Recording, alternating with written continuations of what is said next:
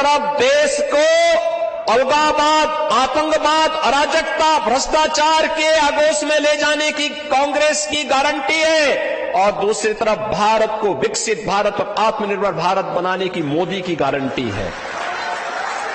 और इसीलिए हम सब आपके पास आए हैं।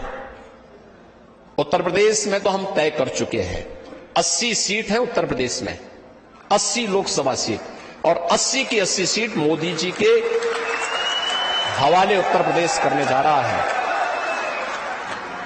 और मोदी जी ने ऋषिकेश में से उत्तराखंड वासियों का आह्वान किया था और उन्होंने कहा था, मुझे उत्तराखंड में उत्तराखंड के पंचकमल की माला चाहिए, पंचकमल की।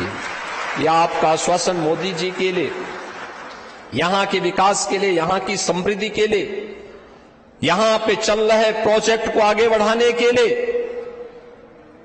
और उन अभियानों को जिसके लिए इस देवभूमि की पहचान है। पहले कोई केदारनाथ धाम और बद्रीनाथ धाम की चर्चा करता था क्या? वहां का पुनरुद्धार हो, आधुनिक सुविधाएं मिले, सरकार भी उस योजना का हिस्सा बने।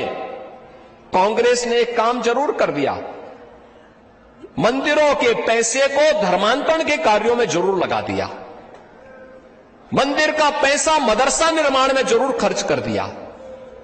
लेकिन बहनों और भाइयों, उन मंदिरों को हम भी शासन के संरक्षण से कुछ उसके पुनरुद्धार की कार्य योजना बना सके, यह काम मोदी जी ने करके दिखाया है। केदारनाथ धाम हो या बद्रीनाथ धाम में चल रहा प्रोजेक्ट इसका उदाहरण है। बहनों और भाइयों, आज आप अयोध्या आएंगे ना, आज आपको लगेगा जो अयोध्या 5 वर्ष 7 वर्ष पहले गया होगा और आज अयोध्या जाएगा, उसको लगेगा साक्षात त्रेता युग का अयोध्या उपस्थित हो गया है। एक नई अयोध्या के दर्शन हो रहे हैं। प्रतिदिन 1.5 से 2 लाख लोग अयोध्या में दर्शन कर रहे हैं, प्रतिदिन कर रहे हैं। जो संकरी गलियां थी आज 4 लेन हो चुकी हैं, 6 लेन हो चुकी हैं। कोई कोताही नहीं छोड़ी गई है। जितने लोग, जितने श्रद्धालु आएंगे, सबके लिए सुविधा है, सबकी सुरक्षा की व्यवस्था भी है। और हम लोग तो पहले इस बात को कहते हैं कि भाई देखो, छेड़ेंगे नहीं, लेकिन अगर किसी बेटी और किसी व्यापारी को छेड़ा तो छोड़ेंगे भी नहीं, छोड़ेंगे भी नहीं। क्योंकि बहुत बार तो हमें लगता है, कुछ लोगों को लगता है कि अपराध करके जेल चले जाएंगे, और हमने कहा जब जेल जाने के पहले जहन्नुम में पहुंचा देंगे। और इसलिए बहनों भाइयों, आज हम सब आपके पास आए हैं कहने के लिए कि उत्तराखंड एक सही दिशा में चल रहा है और डबल इंजन की सरकार कई गुना स्पीड के साथ इसको आगे बढ़ा रही है। और उसमें सोने में सुहागा से अनिल बनोली जी गढ़वाल संसदीय क्षेत्र में आपके प्रत्याशी के रूप में आए हैं।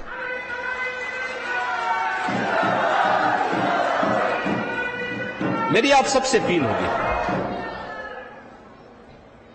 कि 5 सीटों पर विजय के संकल्प के साथ, गढ़वाल की सीट पर भी, टिहरी गढ़वाल पर भी, अल्मोड़ा पर भी, कल मैं हल्द्वानी में भी था,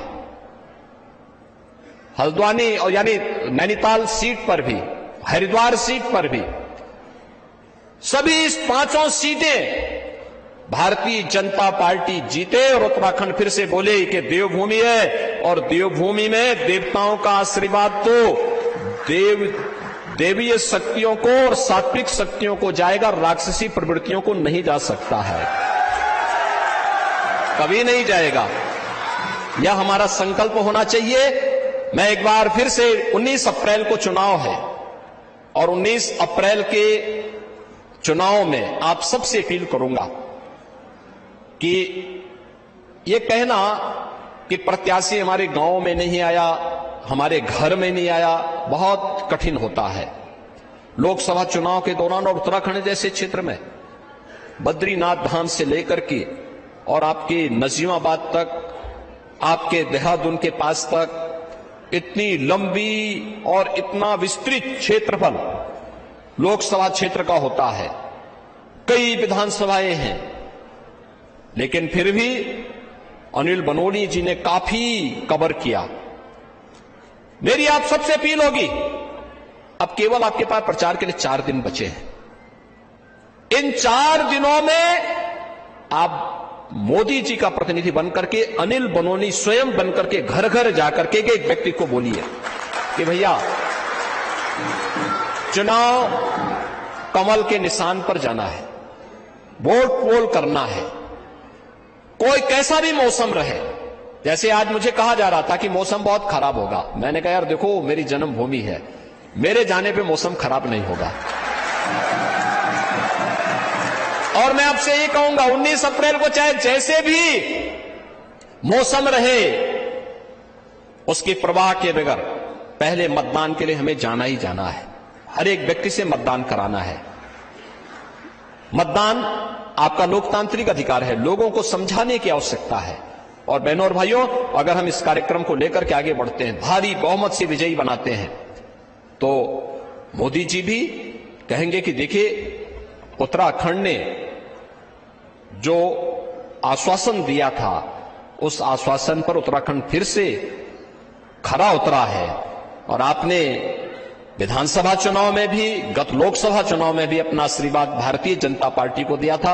एक बार फिर से आप सबसे अपील करेंगे कि 19 अप्रैल को चुनाव है। उत्तराखंड के पांचों की पांचों लोकसभा सीट पर कमल खिलना चाहिए, इस अपेक्षा के साथ मैं एक बार फिर से आप सभी बहनों और भाइयों का हृदय से अभिनंदन करता हूं और आप सबसे अपील करूंगा, आप सब मेरे साथ बोलेंगे, भारत माता की, भारत माता की जय श्री राम, जय जय श्री राम। बहुत बहुत आभार आपका, हम बहुत बहुत धन्यवाद करते हैं।